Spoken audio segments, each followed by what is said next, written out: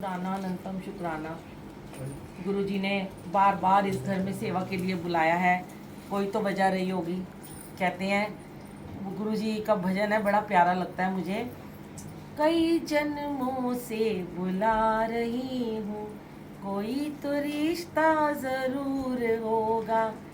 ये रिश्ते हैं ना, जो हमारे रिश्तेदारों से कहीं ऊंचे हैं, गुरु परिवार के रिश्ते हैं, प्यार है। आंटी ने कहा, आंटी के पास डेट नहीं थी, वो एक सत्य है कि हाँ वाकई में गुरुजी ने इतना हमें अपने साथ बिजी कर दिया है कि डेली की सेवा होती है। और उसमें कोई हमें कोई बड़े बोल नहीं हम बोलते, ना कोई अहंकार है। मालिक ने हर किसी को अपनी अपनी सेवा बख्शी हुई है।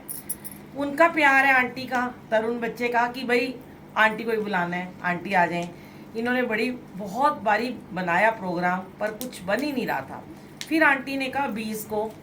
और देखिए संगत जी, ये सिर्फ और सिर्फ गुरु जी का प्यार तो है ही है, जो संगत के रूप में दिलाते हैं। और हमारी बुकिंग थी कल की छत्तीसगढ़ की। मैंने कहा आंटी आज की सुबह की फ़्लाइट है 11:30 की, मैं कैसे आऊँगी। आंटी कहती हैं आप देखो ये डेट तो चेंज नहीं हो सकती। फिर मैं गुरु जी के सामने गई, मैंने कहा गुरु जी अब आप ही कोई रास्ता निकालो कि क्या करूँ मैं। बैक टू बैक सत्संग हो रहे हैं, वहाँ से आके नहीं जाया जा सकता, ना घर जा पाऊंगी, ना कपड़े कैसे आएंगे। अपने आप गुरुजी ने माइंड में डाला, तू मत सोचा कर, तेरे को ले जाना मेरा काम है। तेरे घर के नीचे गाड़ी खड़ी होगी, तेरे घर के नीचे प्लेन मैं खड़ा कर दूंगा, तूने जहाँ जाना वो मैं लेके जाऊंगा।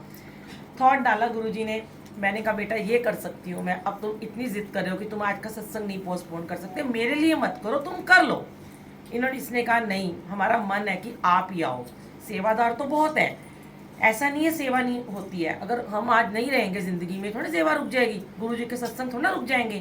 पर हाँ, वो प्यार है जिसके प्रति गुरुजी हमें और दिला रहे हैं। मैंने कहा ये करूँगी, मैं एयरपोर्ट से सीधी यहाँ पे आ जाऊँगी, घर नहीं जाऊँगी, एक जोड़ा साथ ले जाऊँगी। बड़ी परीक्षा लेते हैं गुरुजी। कल उन्होंने सुबह का 3 बजे का भेजा हुआ था रायपुर से 4 घंटे की आगे जर्नी थी कैब से। फिर छत्तीसगढ़ में सत्संग था और वहाँ से यहाँ आए, फिर रायपुर आए, सुबह 3 बजे के चले पहुँचे, फिर वहाँ से 2 घंटे यहाँ। मेरे हस्बैंड मुझे कहते हैं तू ही कर सकती, भाई मेरे बस का तो है नहीं। मैंने कहा मैं नहीं करती, कराने वाला वो है, वो उद्यम देते हैं तो हम सेवा कर पाते हैं। तो आए, अच्छी भली थी, सब कुछ था, पर अचानक से बड़ी तेज पेन शुरू हो गई बैक में। सुबह ही, मैं आज का ही सत्संग सुनाती हूँ क्या हुआ कि जैसे ही हम एयरपोर्ट पे उतरे, हम ना जिस गाड़ी में आ रहे थे वो बहुत धक्के लग रहे थे, तो बहुत पत्थर थे वहाँ, तो मेरी ना नेक में ना बल पड़ गया, बहुत ज़ोर से बल पड़ गया, और मैं गर्दन ऐसे भी नहीं कर पा रही थी। हम जब उतरे ना, तो मैंने कहा, एयरपोर्ट पे पहुँचे जब रायपुर पे जाने के लिए, तो मैंने अपने अंकल से कहा मुझे इतनी दर्द हो रही है कि मैं कैसे सत्संग में जाऊँगी। पल पल गुरुजी हमारी परीक्षा लेते हैं, सच में हमें काम भी देते हैं। जैसे कहते हैं ना, बच्चे को टेस्ट दे दिया करने को, अब वो मुश्किल है आसान है वो देखेंगे, करना तो तुम्हें पड़ेगा ही, ये टेस्ट होता है। अब तुम कैसे करते हो ये तुम्हारे पे डिपेंड करता है। मेरे अंकल, मैंने कहा थोड़ा मुझे दबा दो, यहाँ से बहुत कह रहे सब देख रहे हैं। मैंने कहा तो मेरे दर्द इतना हो रहा है, देखने दो ना, मुझे दबा दो थोड़ा सा। उन्होंने मेरे को नहीं दबाया, पता नहीं कहाँ चले गए। मैंने कहा बड़े कैसे हैं, देखना चले गए उठ के 10 मिनट के लिए। थोड़ी देर के बाद आए घूम घाम के, कहते इधर आ तेरे को लेके जाऊँ। वहाँ पे ना वो मसाजर नहीं लगे होते, 4 बड़े बड़े मसाजर लगे हुए थे। एक लड़की बैठी थी, कहते देख इसमें लिस्ट है 1 2 3 4, तुझे जो भी कराना है तू बैठ, तेरे को रिलैक्स हो जाएगा।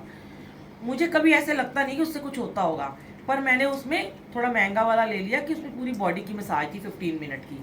बैठ गई मैं हाथ पैर लगा के, और मैं बता नहीं सकती ये गुरुजी ने ही करा।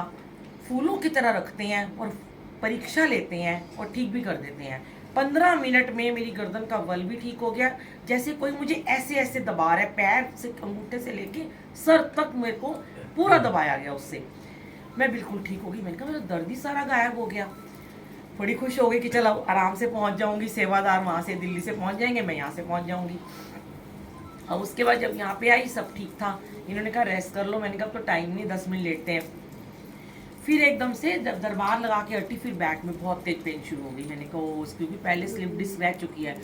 अब मैंने फिर कहा गुरुजी आप कितनी मेरे टेस्ट लेते रहते हो ना, फिर मैं दवाई खाऊं, अब मेरे को दवाई नहीं खानी है। पर कभी कभी ना हमें संगत जी दवाई खानी पड़ती है। हम कभी भी, गुरुजी अपने टाइम में भी ये कहते थे अंधविश्वासों में मत रहा करो। अगर तुम्हें डॉक्टर ने कोई मेडिसिन बोली है खा लो, जल प्रसाद के साथ खाओ। विश्वास रखो मेरे पे, पर मेडिसिन खाने में कुछ नहीं है। मैंने कहा कॉम्बीफ्लेम नहीं थी, डोलो ही खा ली मैंने और मैं ठीक हो गई 10 मिनट के अंदर ही, क्योंकि उन्होंने खड़ा करना था। ये डिसाइड गुरुजी करते हैं, हम कुछ नहीं है करने वाले कि हम कुछ कर रहे हैं, हमसे हो रहा है, नहीं, हम नथिंग। जब आंटी के पास मैं कल गई छत्तीसगढ़ में, तो वो आंटी मुझे कहती हैं, मुझे नहीं पता था, मेरे मन में मैं भूल जाती हूँ, मुझे मैं कल कहाँ गई हूँ मैं ये भी भूल जाती हूँ। आंटी को शिवरात्रि का उन्होंने भी रखा, जैसे इन्होंने कहा शिवरात्रि का भजन चला देना।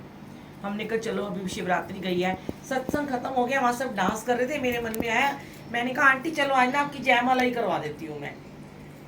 माला तो थी नहीं, मैंने 2 गुलाब के फूल उठाए, मैंने कहा एक दूसरे को दो, और ना मैंने वो चला दिया, गौरा तेरी शादी भोले से हो गई। वो बड़े खुश हो गए, बहुत संगत थी, 100-150 संगत थी, इतने खुश, आंटी के आंसू निकल गए एकदम से ना।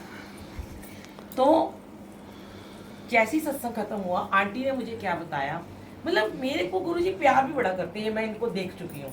आंटी कहती है, आंटी आपको याद है 2 साल पहले मैंने आपको फ़ोन किया था, मेरी 25वीं एनिवर्सरी थी, और मैंने आपको कहा था आंटी आप सत्संग करने आओ, हमारी 25th एनिवर्सरी हमने सेलिब्रेट करनी है। कोविड हो गया था, आप नहीं आए, उसके बाद आपने मुझे डेट नहीं दी। आपके दिमाग, आपको याद थी ये बात? मैं तो याद भी नहीं, आपने मुझे बोला था 25वीं एनिवर्सरी थी। कह रहे देखो आज आपने हमारी जयमाला करा दी। वो गुरुजी ने उस टाइम का बोला हुआ 2 साल बाद जाके उसको सच किया, जबकि उनकी एनिवर्सरी थी भी नहीं। और एक और वहाँ पे क्या हुआ, मिरेकल हुआ कि मैंने येलो कलर का ये वाला येलो कलर का कुर्ता ले गई थी, नीचे वाइट स्कर्ट थी, मैंने पहनी, उन्होंने हमें होटल बुक करके दिया था, तो मुझे बड़ी चुभ रही थी, गर्मी लग रही थी, मुझे गर्मी ज़्यादा लगती है, सबको ही पता है। मैंने अपने को बोला अब तो मैं कोई कपड़े नहीं लेके आई, मुझे यही पहननी पड़ेगी, बहुत चुभ रही है, क्या करूँ, ये वाला सूट ले गई थी। मैंने कहा ये पहन लूँ, कह रहे ये तो नहीं अच्छा लग रहा, इतनी संगत है, तू वही पहन ले। मैंने कहा चलो गुरुजी, अब वहाँ पता नहीं एसी है, पंखा है, क्योंकि उनका ऑफिस था, बहुत बड़ा सीए है वो, उन्होंने बहुत बड़ा एडवोकेट है, ऑफिस बनाया था। तो वहाँ जैसी मैं पहुंची, मैंने दरबार लगाया, आंटी आई, आंटी मुझे देख के कहती हैं, बुलबुल आंटी आपको कैसे पता है हमारा ड्रेस कोड ही येलो है?